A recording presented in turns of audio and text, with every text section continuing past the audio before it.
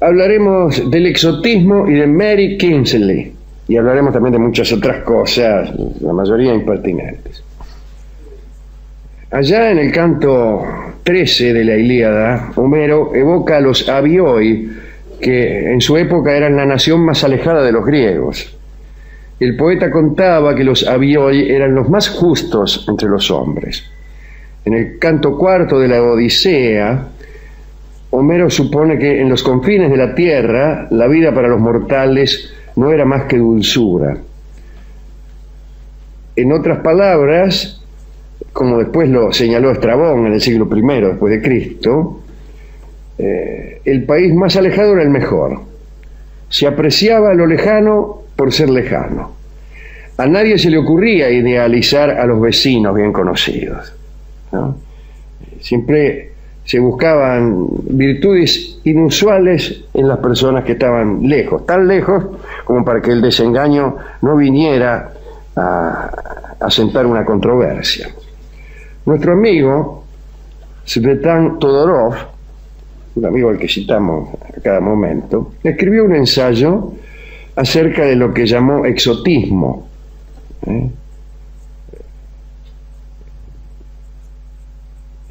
Todorov se refería en este ensayo a la admiración ciega de lo lejano. La idea es más o menos así, la voy a exponer desde luego con la torpeza que conviene a mi naturaleza. El conocimiento es incompatible con el exotismo, con la lejanía. Pero el desconocimiento es a su vez irreconciliable con el elogio a los otros. Sin embargo, esto es precisamente lo que el exotismo quiere ser: un elogio en el desconocimiento. Repito, un elogio en el desconocimiento. El elogio de lo que uno no conoce o conoce poco. En muchos foros, no solo en el antropológico, procedemos conforme a esa ecuación. Lo ajeno, aunque desconocido, es lo mejor. Y escribe Todorov que no se trata de la descripción de una realidad lejana, sino más bien de la formulación de un ideal, de un emblema. El exotismo, sigue diciendo Todorov a los gritos incluso, no hace más que homogeneizar a los otros. Y el exotismo construye sentido común.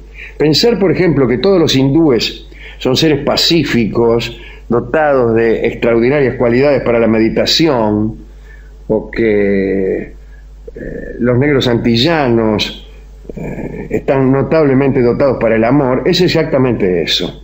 Pensamiento exótico que construye sentido común. Hubo un paradigma durante el siglo XVIII en el que el exotismo tuvo su punto cúlmine. Fueron los tiempos del buen salvaje. Los pueblos primitivos, decían los cronistas de viaje de aquel entonces, sostenían una humanidad despojada de los defectos burgueses. Eran buenos, eran seres puros. Por lo tanto, el buen salvaje no era solamente el pasado amado de los europeos, no era lo que los europeos habían sido alguna vez, sino también algo que podía postularse como un deseo de futuro. La humanidad debía volver a encontrarse con la tierra, con sus frutos y con una supuesta paz que muchos cronistas veían en esos pueblos. La vida inocente no era más que la conversión simétrica de la corrupción europea. Este era el pensamiento de aquellos cronistas del siglo XVIII, cronistas de viaje, acerca del buen salvaje. Allá por el siglo XIX se retomó la idea del buen salvaje, o por lo menos la idea de que lejos de las ciudades europeas se podía vivir mejor. Muchos aventureros se lanzaban al África o América del Sur para intentar encontrarse con supuestos paraísos. Para quienes soñaban con cambiar sus vidas, el viaje era un medio aparentemente simple. Un derredor exótico, por consecuencia mejor, debía necesariamente prodigar beneficios automáticos. Bien. Uno de tantos ejemplos de aventureros que en el siglo XIX profesaban el exotismo fue el de Mary Kingsley.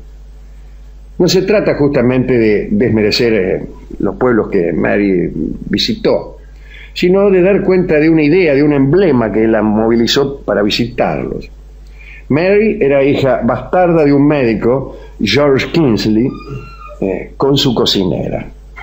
Nació Mary en Londres en 1862. Parece que era una muchacha tímida, dedicada a las tareas domésticas, como tantas de nosotras. Sí. Vivió casi oculta, mitad por la vergüenza que sentía en aquellos tiempos victorianos, por las características de la unión de sus padres, ¿no? La única escapatoria que encontraba a su vida infeliz era la lectura en la biblioteca de su padre, ¿no?, el médico.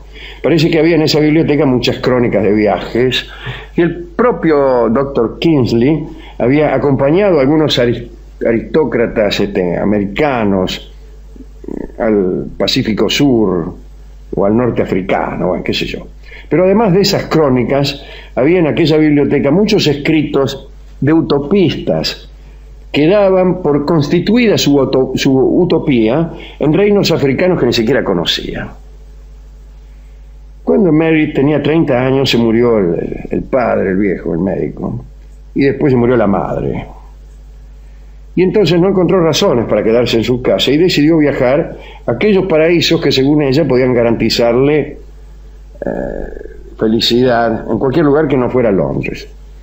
En 1892, acompañada por algunos hombres, amigos de ella, calculo yo, llegó a Sierra Leona y se internó en el río Níger, y por allí anduvo hasta el sur, en la región más baja del río Congo. Ese primer paso, y qué paso, ¿no?, la desorientó un poco. Digamos que empezó a desdibujarse el exotismo que ella buscaba. Soñaba con salvajes y se encontró con puertos, incluso algunas ciudades que eran muy parecidas a las europeas, como que las habían construido los franceses. En 1894 consiguió un poco más de lo que quería, recorrió cientos de kilómetros en la selva, cruzó ríos a nado, remontó algunos rápidos manejando ella misma una primitiva piragua, escaló las alturas del monte Camerún, que tiene más de 4.000 metros. En algunos pueblos realizó trabajos etnográficos. En realidad, todo lo que ella se proponía era refutar la jactancia de la superioridad victoriana. Mary afirmaba que en el África existían culturas en pleno ejercicio y con una coherencia sorprendente. Mary decía que esas culturas africanas eran mejores para el despliegue de la vida. Escribió artículos y su obra tuvo repercusiones en Londres. Rudyard Kipling se interesó en ella. El ministro Chamberlain la llamó como consejera, pero Mary rechazó el puesto. Y en 1899, cuando planeaba una tercera incursión por regiones inexploradas, fue invitada a África del Sur y estaba allí cuando, oh mala suerte, viene a desatarse la guerra de los Boers. Mary llegó a Ciudad del Cabo y en lugar de paraísos exóticos y perfecciones salvajes, encontró un horror en donde se enfrentaban Boers, ingleses, gente del lugar, una complicada guerra múltiple, ¿no?, como ustedes saben.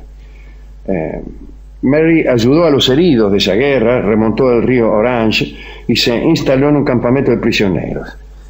Y allí le agarró la fiebre tifoidea, que formaba parte también de ese exotismo, y murió a la edad de 38 años en el año 1900.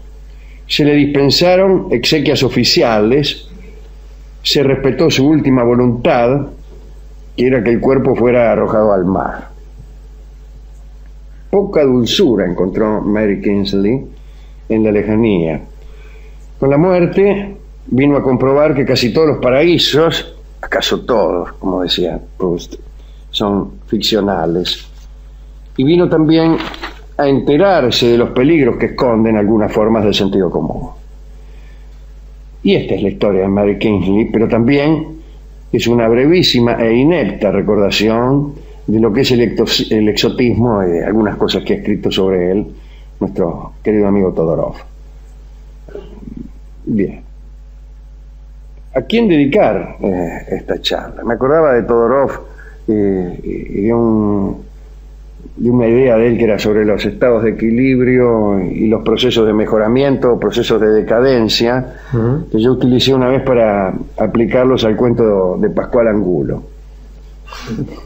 para ver si funcionaba solamente, y funcionaba perfectamente. Bien, ¿a quién dedicar esta charla, Rolón? Bueno, a los Abioi, que parece ser que eran las mejores personas del mundo, sí, según los dichos de Homero, y si me permite usted, al Nazareno, que ya hace casi 2000 años denunció este cierto exotismo al decir que nadie es profeta en su tierra. Sí, casi podríamos dedicarle esto a Paulo Coelho, que también escribió un libro donde unos tipos buscan el paraíso lejos y estaba en el fondo de la casa, ¿no? Incluso estaba en un libro anterior. Pero... Sí, no hacía falta ir ni al jardín, estaba en la biblioteca.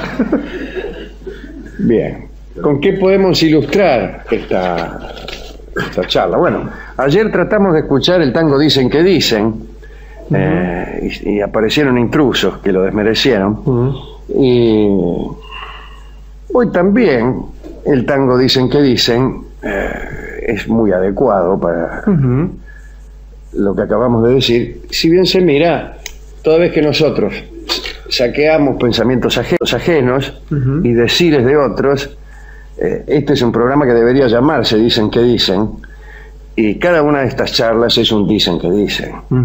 Dicen que Mary Kingsley decía que, y dice Todorov que, se lo digo yo a usted que lo está escuchando ya de quinta mano. Sí, y Dicen que Dicen es también un buen modo de aludir a lo que está lejos, ¿no? Claro, a lo exótico. También lo exótico llega muchas veces a nosotros de esa manera, por un Dicen que Dicen. Dicen que Dicen se llama este tango que tratamos de escuchar ayer y que hoy vamos a escuchar en la versión original de Carlos Gardel. Adelante.